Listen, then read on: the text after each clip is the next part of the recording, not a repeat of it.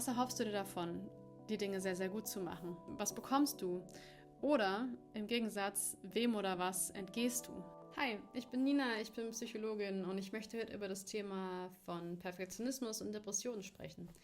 Wie sich die beiden Sachen bedingen können und natürlich auch, wie du, wenn du mit dieser Kombination konfrontiert bist, aus diesem Teufelskreis aussteigen kannst. Vielleicht kennst du das, dass du total antriebslos bist, niedergeschlagen, vielleicht Schwierigkeiten hast, am Wochenende aus dem Bett zu kommen, gleichzeitig aber hohe Ansprüche an dich stellst. Vielleicht würdest du sagen, du warst schon immer perfektionistisch veranlagt oder hast eben einfach Lust, die Dinge richtig gut zu machen. Wenn du dieser Aussage zustimmen würdest, dann könnte es sein, dass deine hohen Ansprüche, dein Perfektionismus eine Rolle spielen bei deinen eventuell depressiven Symptomen. Im heutigen Beitrag würde ich gerne darüber sprechen, wie die beiden Sachen sich bedingen können, was dahinter stecken mag, aber natürlich auch, wie du aus diesem Kreislauf aussteigen kannst. Ja, und zuerst würde ich gerne darüber sprechen, dass Perfektionismus nicht gleich Perfektionismus ist. Was will ich damit sagen? Also Perfektionismus kann natürlich Freundin und Feind zugleich sein. Perfektionismus kann uns dazu antreiben, sehr gute Leistungen im beruflichen Kontext zu erbringen, vielleicht auch im sportlichen Kontext. Vielleicht hast du dir einen idealen Alltag aufgebaut. Als beruflich erfolgreiche Frau, die vielleicht sogar global mobil ist, haben dir deine Ansprüche mit Sicherheit gedient. Du bist dank dieser hohen Ansprüche weit gekommen, hast vielleicht Dinge erreicht, die dir wirklich wichtig sind. Und es ist keine kleine Frage, die ich jetzt stelle und wichtig ist sie auch noch, aber wieso hast du all diese Dinge erreicht? Und weshalb ist dir das wichtig? Vielleicht kannst du dir eine Sekunde nehmen, um über diese Frage zu reflektieren. Vielleicht magst du das Video hier kurz pausieren. Ja, und worauf ich hier hinaus will, ist die Tatsache, dass Perfektionismus verschiedenen Motiven entstammen kann. Wir können eigentlich alle Dinge, die wir so tun oder sagen, auf ihre Funktion hin untersuchen. Funktion im Sinne von, was kriegst du davon oder was sind die Vorteile davon, bestimmte Dinge zu zeigen. Also beim Perfektionismus, was erhoffst du dir davon, die Dinge sehr, sehr gut zu machen? Was bekommst du? Oder im Gegensatz, wem oder was entgehst du? Und wenn wir zum Thema Perfektionismus und Depressionen kommen, dann spielen hier oft unbewussterweise Ängste eine relativ oder sehr zentrale Rolle sogar.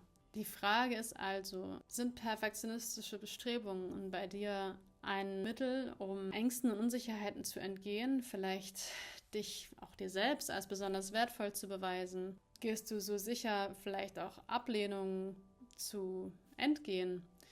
Oder hast du im Gegensatz dazu einfach Lust auf ein richtig gutes Ergebnis? Also handelst du eher aus Angst oder eher aus Lust? Und es wäre jetzt eine Illusion zu glauben, okay, mit dieser Differenzierung tun sich jetzt hier zwei Schubladen auf und jeder findet fein seinen Platz darin. Eigentlich ist es am wertvollsten, wenn du dich im Kleinen mal fragst, mache ich das hier jetzt gerade, um Unsicherheit oder Angst zu entgehen oder weil ich wirklich Lust darauf habe? Ich habe mich zum Beispiel letztens dabei erwischt, wie ich eine E-Mail immer wieder hinausgezögert habe zu schreiben, weil sie komplex war, weil es keine eindeutige richtige Entscheidung gab und habe es aber relativ früh erkannt und sie dann geschrieben und na klar, dass ich es nicht gemacht habe, dafür war meine Unsicherheit verantwortlich. Ja, dann lass uns doch jetzt kurz darüber sprechen, wie sich denn eigentlich Perfektionismus und Depressionen bedingen können. Und Herbert Grönemeyer singt, und der Mensch heißt Mensch, weil er vergisst, weil er verdrängt. Und er hat vollkommen recht. Wir Menschen, wir sind von Natur aus unperfekt und das ist vielleicht sogar auch genau das, was uns liebenswert macht.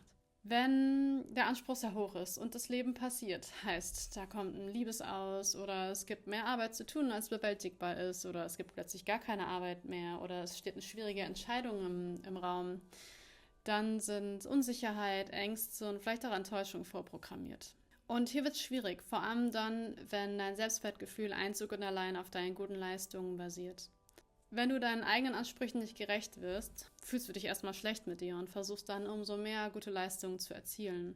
Und das kann schnell in der Schöpfung enden. Und das Schöpfung wiederum macht es schwierig, wirklich, wirklich gute Leistungen zu zeigen. Und das wiederum hat dann eben zum Ergebnis, dass dein Selbstwertgefühl leidet, was natürlich auch bei Depressionen eine wichtige Rolle spielt. Um mal ein konkretes Beispiel zu nennen. Stell dir vor, dass du in Reaktion auf eine schwierige und komplexe Arbeitsaufgabe, die du selbstredend gut machen willst, den Beginn dieser immer weiter vor dir herschiebst. Das fühlt sich für den Moment erstmal gut an, weil du natürlich vielleicht der Unsicherheit, eine falsche Entscheidung zu treffen in dieser Aufgabe oder es nicht super gut zu machen, für den Moment des Verschiebens natürlich entgehst. Aber langfristig fühlst du dich natürlich schlecht. Du bist nicht im Reinen mit dir, du hast vielleicht ein schlechtes Gewissen, der innere Druck steigt. Du pendelst also zwischen vielleicht harter Selbstkritik und Vermeidung und dein Selbstwertgefühl leidet zunehmend. Am Ende ist ein sehr großer Zeitdruck da, der dich dazu bringt, die Aufgabe in letzter Minute fertigzustellen. Du bist danach vollkommen erschöpft und natürlich macht dir dein Kopf Vorwürfe dafür, dass du schon wieder so lange hinausgezögert hast. Ja, und lass uns jetzt zu dem Thema kommen, wie du aus diesem Teufelskreis aussteigen kannst. Du kannst in den kommenden Tagen mal beobachten, wo dein Perfektionismus dein Leben so beeinflusst, dass es weniger lebenswert ist. Wo du vielleicht auch wichtige Dinge nicht angehst in Reaktion auf diesen Perfektionismus. Und ich habe dazu 3 Pointer für dich zum Erkennen und Erkunden, die du kostenlos, unkompliziert direkt als PDF-Datei in dein Postfach bekommen kannst. Melde dich dazu einfach über den Link unten an. Alles Gute!